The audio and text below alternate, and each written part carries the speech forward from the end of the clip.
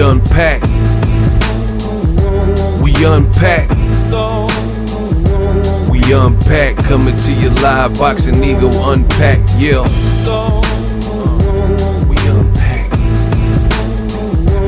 We unpack.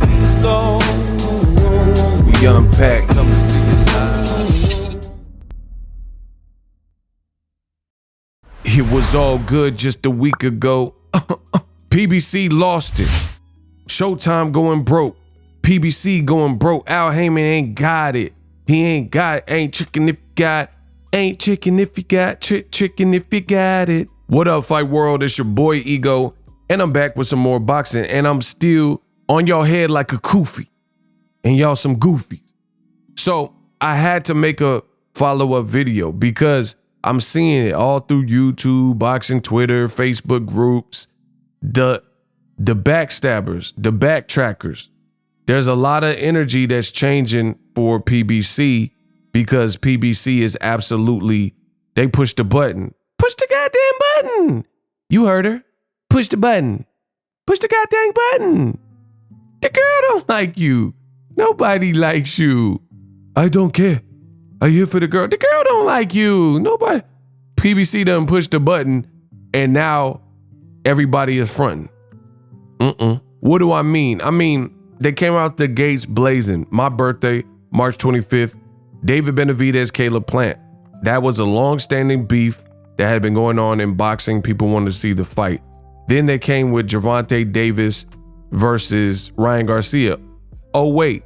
Gervonta already, he's in jail right now, unrelated to boxing, but you guys can check the old videos on that. Gervonta came back and he's already fought twice. People don't want to bring these things up. He fought in January against Hector Luis Garcia. They had Jermell Charlo Tim Tszyu scheduled for that same month, but Jermell had a hand injury. Nonetheless, Tank Davis fought two Garcias. Hector Luis Garcia, an Olympian, and he also fought against Ryan Garcia, and he knocked both of them out, right? Errol Spence, Terence Crawford, same thing. Long-standing rivalry.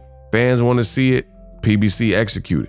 Boots is in a very good fight that I like with Roman Villa, who just beat Rashidi Ellis. You got Frank Martin fighting a U.S. Olympian coming off the December fight where he looked very good versus Michelle Rivera, who ended up testing positive.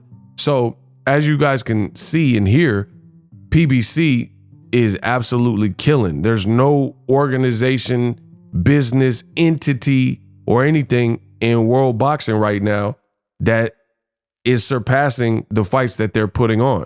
I mean, let's be real. DAZN just hiked up their price after saying pay-per-view was dead and this and that, and name a fight that's worthy of a price hike. Canelo versus John Ryder. And then Canelo is now signing with PBC, doing a 3-fight deal. And reportedly, and I just say reportedly because it hasn't actually been released as an official fight at the moment as of me recording the video, Canelo's going to fight Jermall Charlo. That fight in and of itself is better than any fight that Canelo has ever fought on DAZN. Book it. He fought, who did he fight on DAZN? Avni Yildirim, Rocky Fielding, a washed Triple G who was 41 years old, Kovalev off a quick turnaround, and Kovalev with the rehydration clause. I mean, all those fights were Cheeks, Mr. Cheeks and the Lost Boys.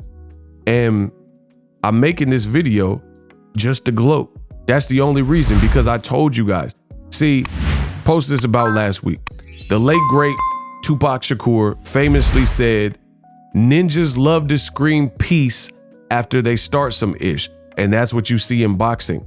In boxing, you see this political landscape and Cold War, and the fans and channels and boxing, media, boxing fans, they all took sides and played sides and played that game, said PBC, they were close to their demise.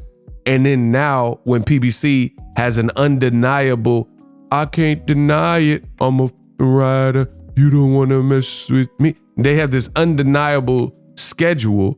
Now people are acting like they're not impressed still. Like this is just normal to be putting out this many hits.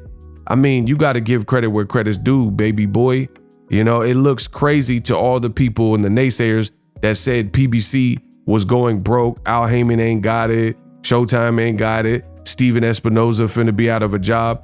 And then now everybody wants to tuck their tail and act like this is just merely what PBC should be doing. I mean, if that's the case, then what about the ops, the other promotional entities?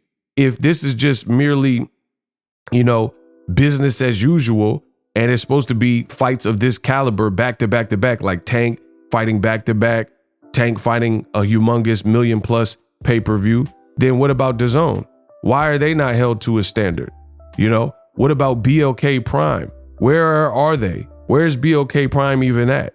You know, people are saying, oh, BLK Prime is the next wave. People are saying BLK Prime was going to sign up all the fighters. I remember people saying that Terence Crawford, Errol Spence could happen on BLK Prime. So how come DAZN, Top Rank, ESPN Plus is not being held to any type of standard? Now, behind PBC, you know, Golden Boy has a couple good fights. I enjoyed Munguia and Deryevchenko. I am looking forward to Virgil Ortiz and Stanionis. Top Rank has put out Devin Haney and Lomachenko, right? They're putting out Navarrete and Oscar Valdez. That's solid. But in terms of colossal blockbuster fights and fights that you can actually put on pay-per-view, PBC is killing. See, a lot of the competition, they're boasting and bragging about not having fights on pay-per-view, but it's because you can't put those fights on pay-per-view. You couldn't put Teofimo versus Josh Taylor on pay-per-view. I mean, you could, but it's not going to sell. It's going to go double wood. So PBC is definitely leading the charge. Definitely leading the pack. I got to sound like Rayman. Yes, definitely leading the pack. And now people are acting like this is normal, you know, and it's just so funny to see fickle fans and boxing media and stuff like that, where people, they claim they want the big fights and they quote unquote said, oh, PBC needs to step it up. They got all these people. PBC steps it up and the same culprits still sound like they aren't impressed. I'm impressed with PBC doing what they've done, you know, and some people are like, oh, it's about the fighters and it's not about the, I've seen this on boxing Twitter. People are saying, oh, it's about the fighters. You guys are groupied out. Why do you care about the networks? Why do you care about it's supposed to be about the fighters and all this garbage? It's coming from the same people that said PBC was going to go out of business. Again, ninjas love to scream peace after they start some ish. It doesn't work like that. You can't chastise somebody and, you know, do all this and act a fool, donkey of the day. And then when it doesn't go your way and you've been proven wrong, then act like you're not impressed still. Like it's just not how it works in this life. And people saying, oh, it shouldn't be about PBC and the networks. Why do you guys care about the networks? Should be about the fighters. Man, stop. Y'all got to stop, because it's like a restaurant. If you went to a restaurant and the service was great, the restaurant is extremely clean. You get sat very promptly. There's great customer service. They bring out your food and it's piping hot. And the maitre d' comes out and says, oh, you have a beautiful family. Or if you're having a bad day, they talk to you and make you chipper and make you smile. Like, this is beyond service. And you would patronize that restaurant because you got such stupendous service, right? You're not going to say, oh, it's just about the food. Like, people keep saying, oh, it's just about the fighters. Why do you care about the networks? But if the network's giving you an experience and they're making it work and putting it together, then why would we not uplift the network as well for doing a bang up job? Just like if you went to a restaurant in my example and you got excellent service, and like I said, you're speaking to the maitre d', guess what? You're going to big up that restaurant. You're not going to be like, oh, it's just about the food. The food is a portion of your experience.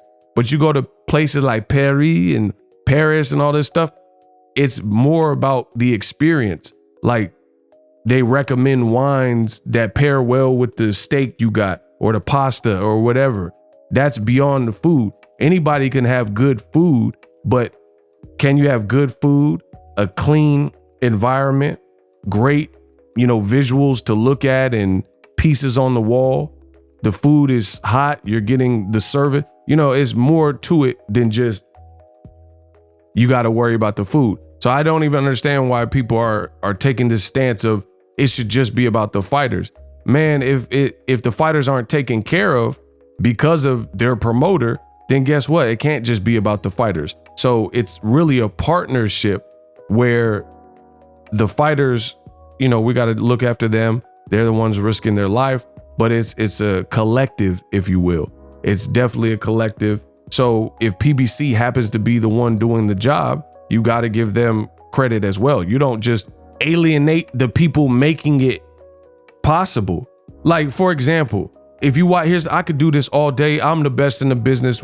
We unpack. If you watch a great movie, let's say Terminator 2, boom, boom, boom, boom, boom, doo doo doo, boo. Chill out, dickwad. Yeah, we did do it. Yeah, I kill it. Right? You're watching Terminator 2. I'm not just giving credit to you close your boots, give them to me.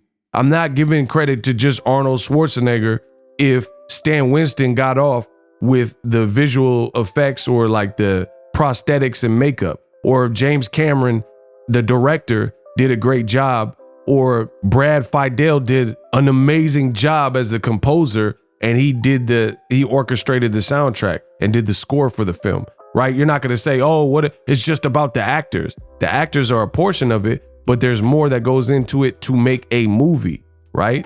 You can't just give Arnold Schwarzenegger credit and Edward Furlong and Linda Hamilton and Robert Patrick because they did great as the T-1000 and Sarah and John Connor and Arnold, the Terminator, because if it weren't for the brain of James Cameron, it wouldn't have looked like that.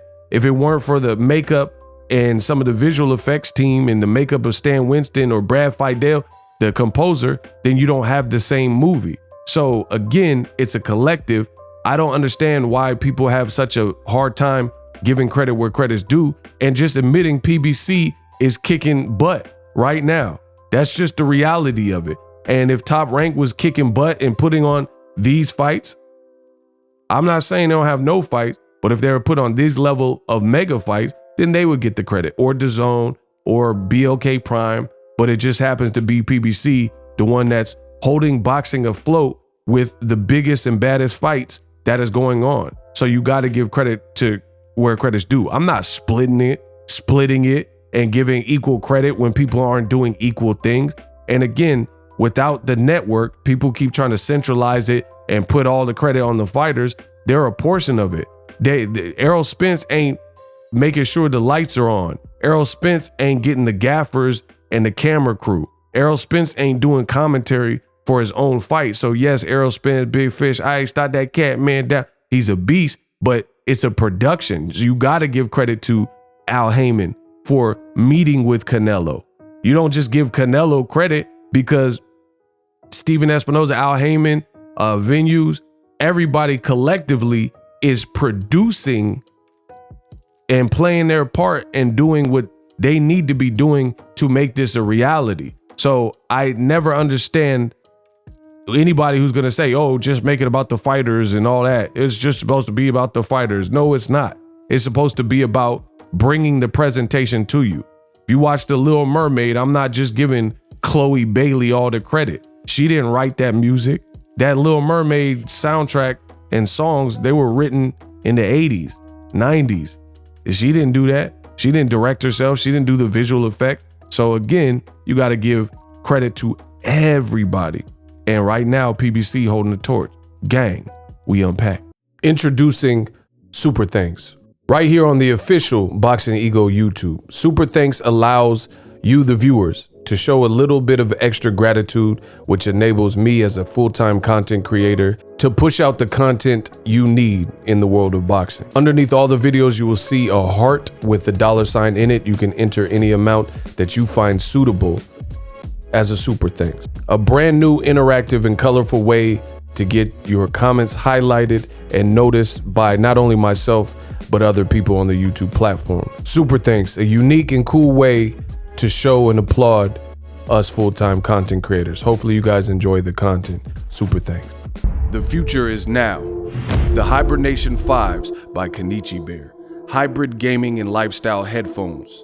Out of the box, you can connect to any console or PC. Bluetooth ready with a low latency USB adapter, color RGB, and extreme bass mode. The Hibernation 5s adjust to you. Whether you need a gaming, travel, gym, or lifestyle headphones, the Hibernations got you covered. The new Hibernation 5s, link in the description. Customize the way you hear the world. Welcome to the nation. Are you tired of your YouTube videos not getting any views? Well, consider TubeBuddy. I've used TubeBuddy for years to scale up my YouTube channel. Now we're sitting over 200,000 subscribers. TubeBuddy is a browser extension that offers a ton of built-in productivity and time-saving services to take your channel to the next level. Use my link in the description to get started with TubeBuddy and level up your channel faster. We working.